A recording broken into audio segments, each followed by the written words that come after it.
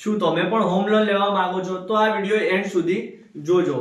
આજે હું તમને 3 સિમ્પલ મેથડમાં હોમ લોન વિશે પૂરેપૂરી માહિતી આપીશ। હોમ લોન ની અંદર બે પ્રકાર હોય છે, સેલ્ફ કન્સ્ટ્રક્શન અને હોમ લોન। હવે તમને થશે કે સેલ્ફ કન્સ્ટ્રક્શન માં અને હોમ લોન માં શું ડિફરન્સ છે? તો સેલ્ફ કન્સ્ટ્રક્શન ની અંદર જો તમારે તમારો પોતાનો પ્લોટ હોય અને તેમાં તમારે ઘર બનાવવું હોય અને એના માટે તમારે લોનની જરૂરિયાત હોય તો તેને સેલ્ફ કન્સ્ટ્રક્શન લોન કહેવામાં આવે છે। સેલ્ફ કન્સ્ટ્રક્શન લોન ની અંદર બેંક તમને બે પાર્ટની અંદર પેમેન્ટ કરે છે। પહેલું પેમેન્ટ જ્યારે તમારું ઘર તમારું લેન્ટર લેવલ સુધી આવી જાય ત્યારે, અને બીજું પેમેન્ટ જ્યારે તમારું ઘર બનીને તૈયાર થઈ જાય છે ત્યારે। સેકન્ડ, કે કોઈ બિલ્ડર જોડેથી તમે મકાન પરચેસ કરો છો એટલે કે બિલ્ડર પરચેસ મકાન કરો છો, અથવા તો કોઈ રીસેલ પરચેસ એટલે કે કોઈ વ્યક્તિ જોડેથી મકાન પરચેસ કરો છો, એની અંદર બેંક તમને પૂરેપૂરી લોન અમાઉન્ટ એક જ પાર્ટમાં આપી દે છે। તો ચાલો હવે આપણે 3 સિમ્પલ પાર્ટમાં લોન વિશે જાણીએ। First, save on loan. Second, home loan processing. Third, required document. First, save on loan, કે હોમ લોન ઉપર બચત કેવી રીતે કરી શકાય। તો હોમ લોનનો ટેન્યુઅર જે હોય છે મેક્સિમમ 30 વર્ષ સુધીનો હોય છે, પરંતુ તે તમારે 30 વર્ષ સુધીનો રાખવાની જગ્યાએ તમે તેનાથી ઓછો ટેન્યુઅર રાખો તો તમારા લાખો રૂપિયા બચી શકે છે। એક્ઝામ્પલ તરીકે તમે 20 લાખની અમાઉન્ટની હોમ લોન લો છો, 25 વર્ષનો ટેન્યુઅર છે, તમારું આરઓઆઈ એટલે કે રેટ ઓફ ઇન્ટરેસ્ટ 9% છે, તો તમારે મંથલી ઈએમઆઈ 16,600 સમથિંગ નો આવશે, પરંતુ તમારે એની અંદર ઇન્ટરેસ્ટ અમાઉન્ટ ટોટલ 30 લાખ રૂપિયા ચૂકવવાની થાય છે।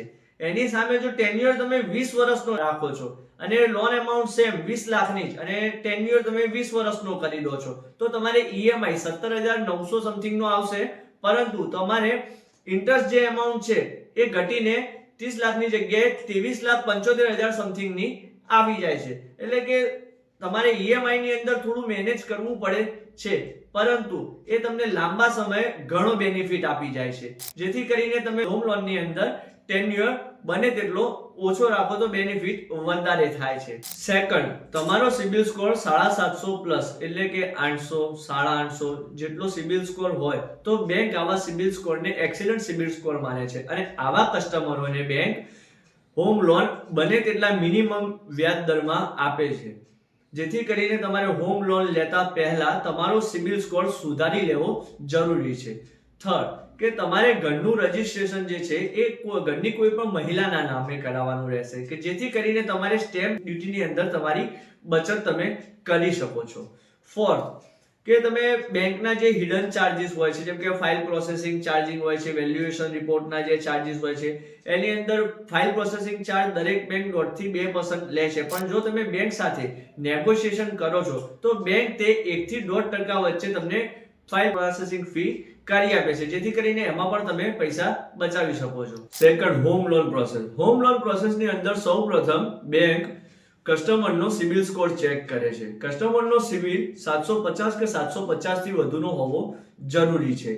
એના પછી કસ્ટમરના ડોક્યુમેન્ટ્સ ચેક થાય છે, જેવા કે કસ્ટમરના કેવાયસી।